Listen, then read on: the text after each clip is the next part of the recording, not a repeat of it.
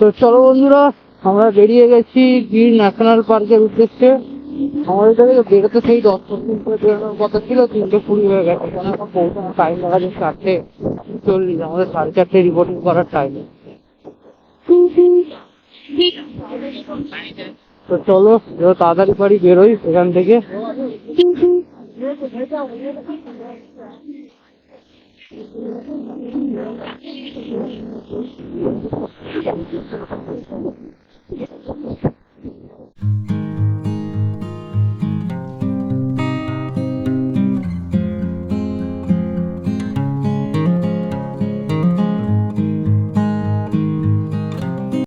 দেখো আমরা জিপসিতে উঠে গেছি, আর রাষ্ট্রপতি দ্রৌপদী মুর্মু আসছেন, তো সেই জন্য সব রোড মোটামুটি ব্লক করে দিয়েছেন। আমরা দাঁড়িয়ে আছি, ওয়েট করছি।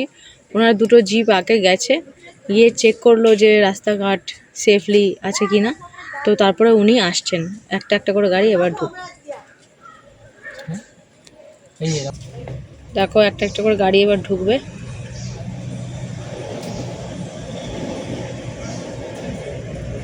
এই যে রাষ্ট্রপতির গাড়ি যাচ্ছে, গার্ড।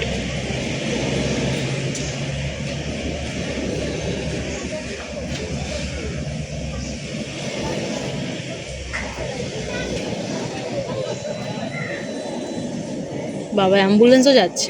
অ্যাম্বুলেন্স থাকে, ফায়ার ব্রিগেড থাকে, আগুন নেভানো থাকে, সব থাকে। একটা মানুষের কদর কত। সব আর্ম পুলিশ।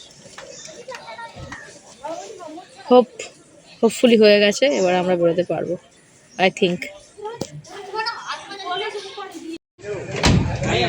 আমরা উঠে গেছি গাড়িতে, এবারে আমরা যাচ্ছি।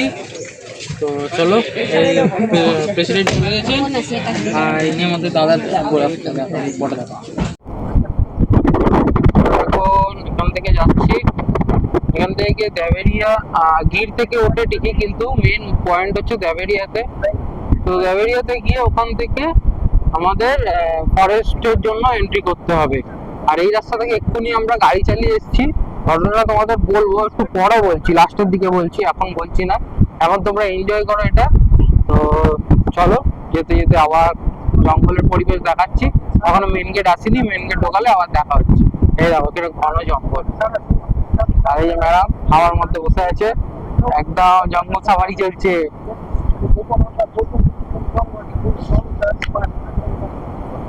আর এই যে সামনের রাস্তা দিয়ে এখন আমরা যাচ্ছি, এই রাস্তাটা 7টার পরে বন্ধ হয়ে যায় চলাচল, কারণ এখানে বাঘ টাক চলে আসে। আর যাদের বাড়ি আছে, রিসর্ট আছে, ওটাও বন্ধ হয়ে যায় 7টার মধ্যে, বন্ধ করে সবটা খাওয়া করে দেয়, দিয়ে লক করে দেয়। এখানে যে দোকানপাতি দেখছো, এগুলো সব 7টার মধ্যে বন্ধ হয়ে যাবে একদম।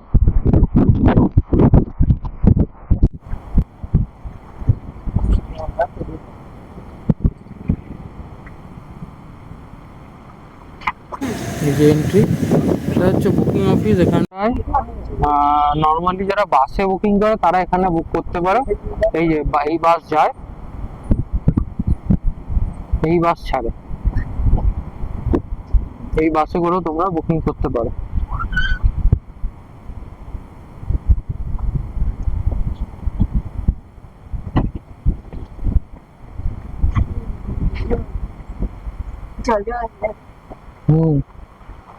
वाटर फ्लो बेड़ा है।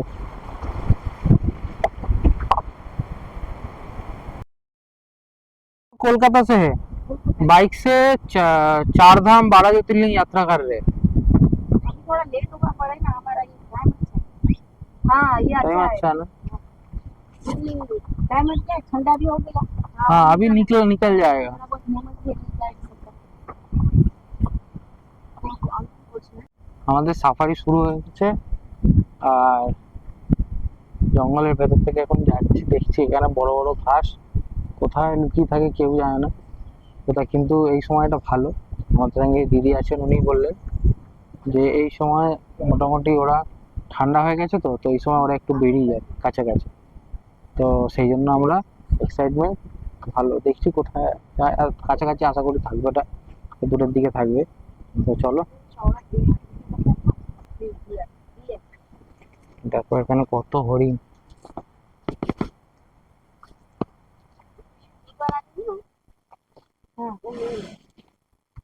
अच्छा, जिसका सिंग है वो लीडर है।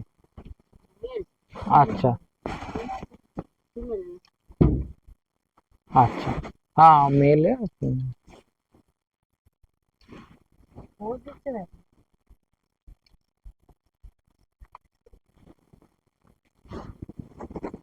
আর সামনে সিংহ আছে, ডাকছে। এক্ষুনি আমরা সিংহর গর্জন শুনতে পেয়েছি। और सिंगल गर्जन अनेकटा दूर থেকে শোনা যায়। लायन का ऐसे वो जब गरजता है कितना दूर से सुनाई देता है? 2 से 3 किलोमीटर तक उसकी आवाज सुनाई अच्छा, 2 থেকে 3 কিলোমিটার দূর পর্যন্ত সিংহর আওয়াজ শোনা যায়। তো এখন সেটাই সিংহগুলো কোথায় আছে সেটাই দেখতে হবে। তো তার খোঁজে বেরিয়েছি, এখন যাচ্ছি। চলো যেতে যেতে দেখি আর কি কি জীবজন্তু এক্সপ্লোর করতে পারি। তো দুজন ওখানে দাঁড়িয়ে আছে, এই দেখো গাছের ওদিকে লুকিয়ে আছে। আমাদের দিকে তো দেখা দেবে তা নয়, গাছের ওখানে লুকিয়ে আছে। ওখানে বসেও পড়লো দুজনে, হাজব্যান্ড ওয়াইফ বসে পড়েছে, সামনে থেকে দেখাও দিচ্ছে না। দুজনে বসে পড়লো।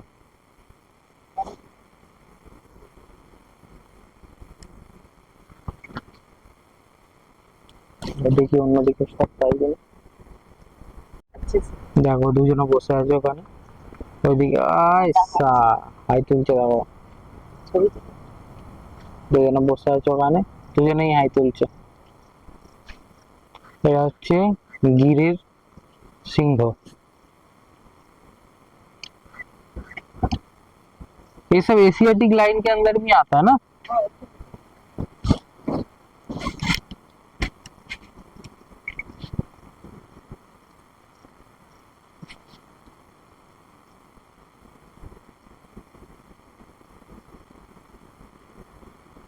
देखिए भी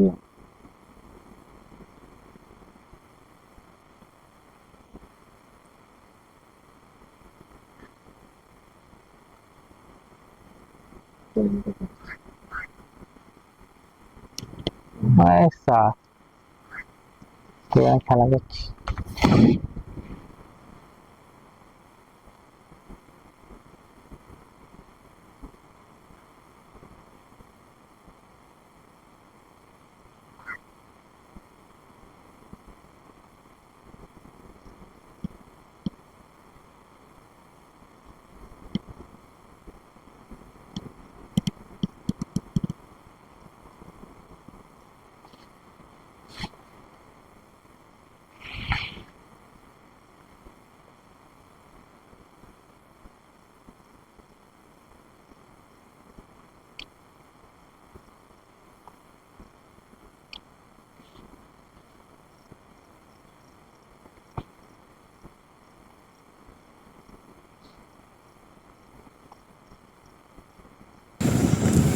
সামনে দেখো মানে একটা হরিণ। দেখো এত কাছাকাছি, কেউ কিন্তু কাউকে অ্যাটাক করছে না।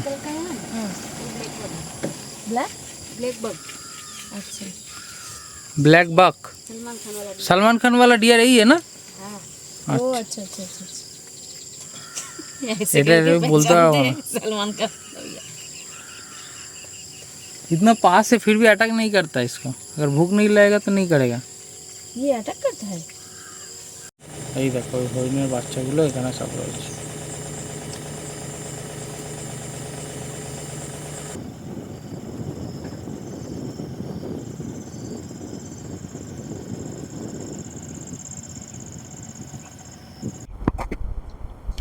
সামনে জঙ্গলের মধ্যে দেখতে পাচ্ছ কিনা জানি না, দুজন লেপার্ড বসে আছে।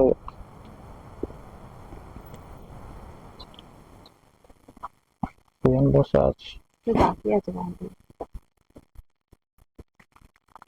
আর ওইদিকে একজন চলে আসছে টুকটুক টুকটুক করে ওই সাইডে। ওখানে একটা বাচ্চা আছে, দুটো বড় আছে। এপারে আছে লেপার্ড, জঙ্গলের ভেতরে এখন ঢুকে আছে। একজন বসে আছে ওখানে, দেখা যাচ্ছে।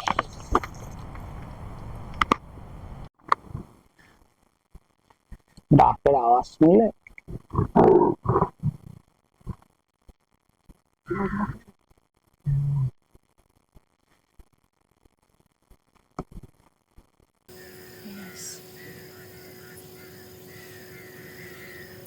লম্বা তোলো, নিচে যে হাঁটছে ওটা লম্বা করা।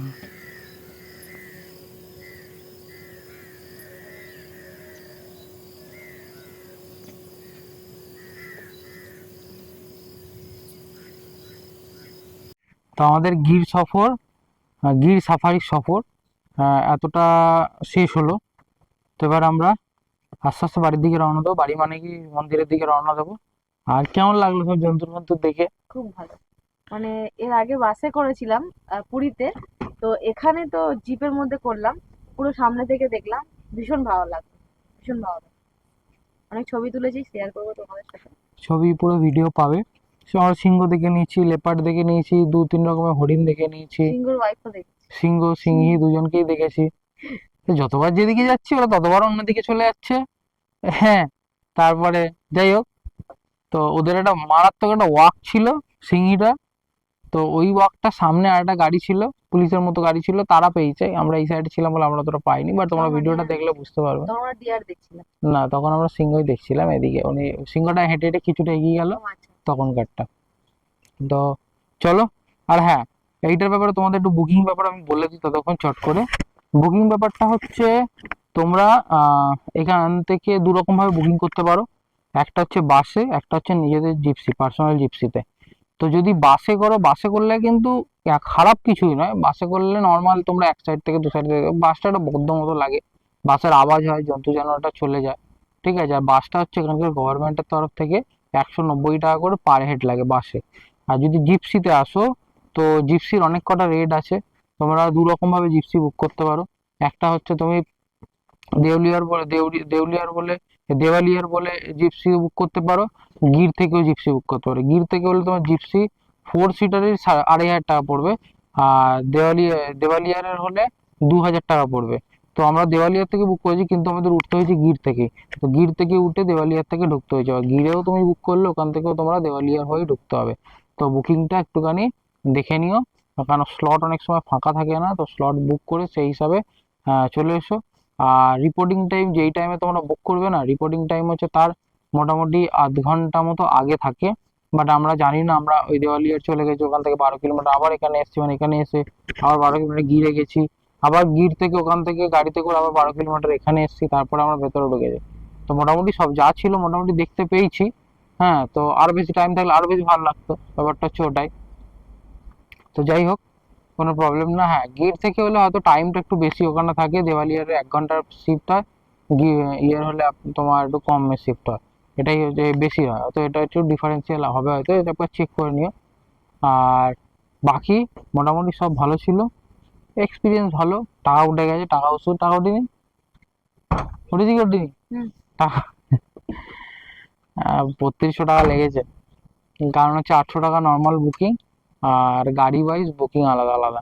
একটা টোটাল ট্যুর গাইড তোমার কম্পালসারি রাখবেই, 400, 500, 700। আর গাড়ি হচ্ছে 4 সিটার, 6 সিটার, 8 সিটার, তোমার এই দুটো মিলে টোটালি 2000, 2500, 3000 এরকম করে রেসপেক্টিভলি আছে। তো সেই হিসাবে টোটাল মিলালে 3200 টাকা হচ্ছে। তো এটাই হচ্ছে টোটাল সব কিছু। আগের মানে এটা বলো যে আমরা কিরকম ভাবে এসেছি, মানে তো আর একটা জিনিস শেয়ার করার আছে, ওটা বাইকে উঠে তারপর তোমাদের শেয়ার করছি। মজা লাগবে, ওটা মজা লাগবে শুনে। তো বাইকে উঠি, তাড়াতাড়ি করে গাড়ি নিয়ে যাই, গিয়ে বাইকটা স্টার্ট করি, পরে ওই জিনিসটা শেয়ার করছি, শোনো, হেবি মজা লাগে। জয় সীতারাম। তো আমাদের গির ফরেস্ট দেখা শেষ হয়ে গেছে, এখন আমরা বেরিয়ে যাচ্ছি টুয়ার্ডস হোটেলের দিকে। তো তোমাদেরকে তখন যেটা বলবো বলে বলছিলাম, যেটা তখন শেয়ার করবো বলছিলাম, সেটা ওই যে আমরা প্রথমে যখন বেরিয়েছি, আমরা জানি 4:30টার মতো রিপোর্টিং টাইম, আমাদের 4:30টার মতো চলে আসতে হবে। তো আমরা প্রথমে কি করলাম, বেরিয়ে গেছি। বেরিয়ে আমাদের দেওয়ালিয়ার থেকে আমাদের যেহেতু শুরু করার কথা ছিল, দেওয়ালিয়ার থেকে টিকিট কেটেছি। টিকিটের ব্যাপারটা তোমাদের তো গাড়িতে বসে বললাম। আর দেওয়ালিয়ারে তো টিকিট কেটেছি, তো দেওয়ালিয়ার থেকে আমরা দেওয়ালিয়ার পৌঁছে গেছি পাকা 4:25 নাগাদ। তো ওখান থেকে বলছে এখানে নয়, এখানে শুধুমাত্র বাসের বুকিং থেকে বাস ছাড়ে। আর যাদের জিপসি তারা গির সাফারি পার্ক থেকে, ওখান থেকে লাইভ সিং দর্শন বলে একটা গেট আছে, পার্ক আছে, ওখান থেকে সাফারি ছাড়ে। তো সেই হিসাবে আমরা গেলাম। সেই হিসাবে সব 4:30 রিপোর্টিং টাইমে 5টার পরে ঢুকতে দেবে না, 12 কিলোমিটার চালাতে তো টাইম লাগে। ভিডিওতে এই রাস্তাটার উপর থেকে মানে তুল ঝড়ের মধ্যে গাড়ি চালিয়েছি, একদম ফাঁকা ছিল রাস্তা। একবার এক্সপ্রেসে আমার নৌকোতে তো কোনো লোড ছিল না যে নৌকে নিয়ে আমি চালাতে পারবো না। নৌকে বসিয়েছি আমরা 3জন মিলে, একদম ফুল স্পিডে একদম গাড়ি ভাগিয়ে দিয়েছি। তো ভাগাতে 10 থেকে 12 মিনিটের মধ্যে আমরা পৌঁছে গেছি ইয়েতে, গির সাফারিতে।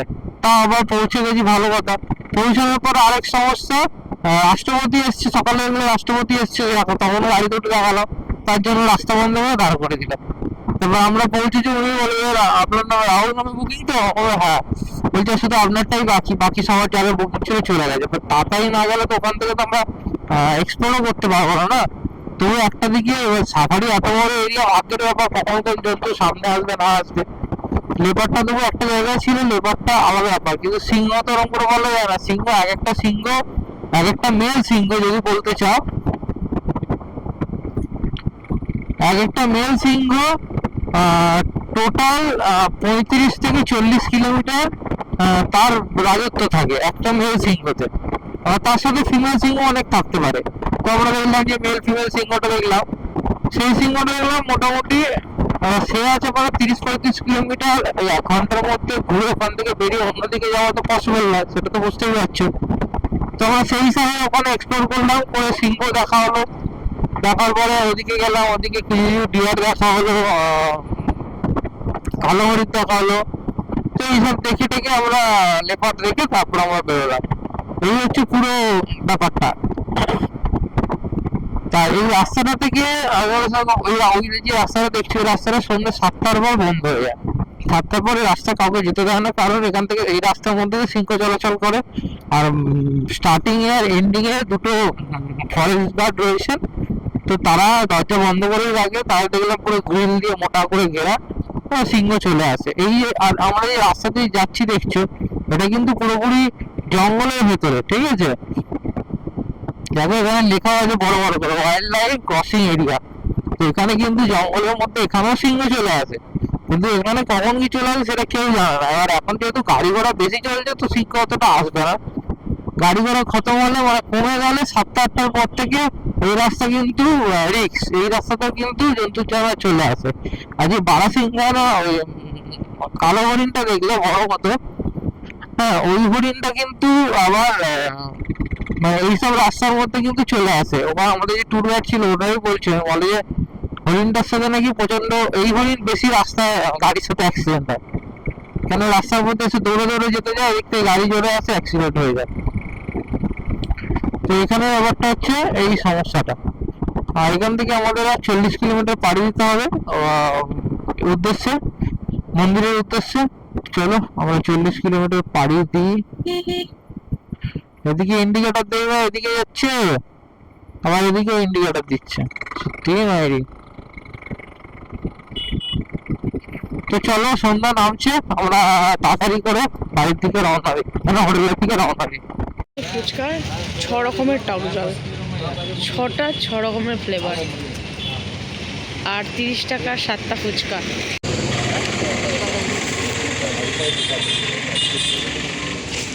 একবার খাওয়া হয়ে গেছে, আর একজন আর একবার খাচ্ছে, ওর খুব ভালো লেগেছে, আর এক প্লেট খায়। ওটা পেঁয়াজ আর ওটাকে কি বলে, পিঙ্কল অনিয়ন, মনে হচ্ছে কি যে পেঁয়াজ পাতা, পেঁয়াজ আর পেঁয়াজ পাতা কুচু কুচু করে এরকম প্লেটে দিয়ে দিচ্ছে, আর তারপরে টক জলটা।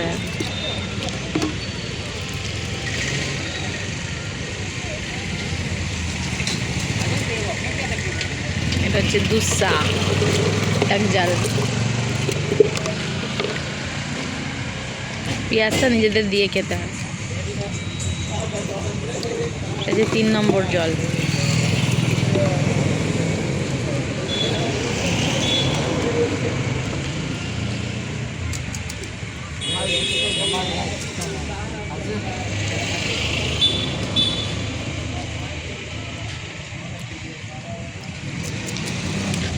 এটা হচ্ছে 4 নম্বর জল।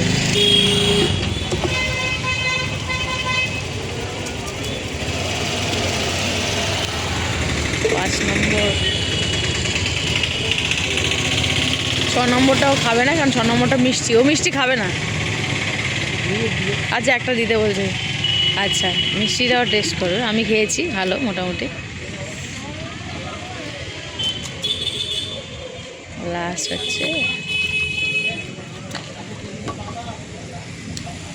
7.30 টাকা, একটা শুকনো দিয়ে দেয় যদিও।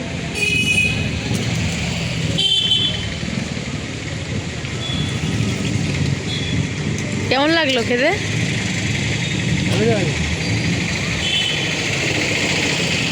ধরো ব্যবস্থা আছে এখানে, হাত ধুয়ে চলে এসছে। আর দোকানটা তোমরা দেখে নাও, যদি কখনো আসো এখানে ভিজিট করো। এই হচ্ছে দাদার দোকান, সামনে মন্দির, সামনে মন্দির থেকে কিছুটা এগিয়ে আসবে, খাবার স্টলগুলো ছেড়ে পার্থ মাল্টি কুজিন রেস্টুরেন্ট আছে, তার উল্টো দিকে যার দোকান শিব পানিপুরি। এই দেখো,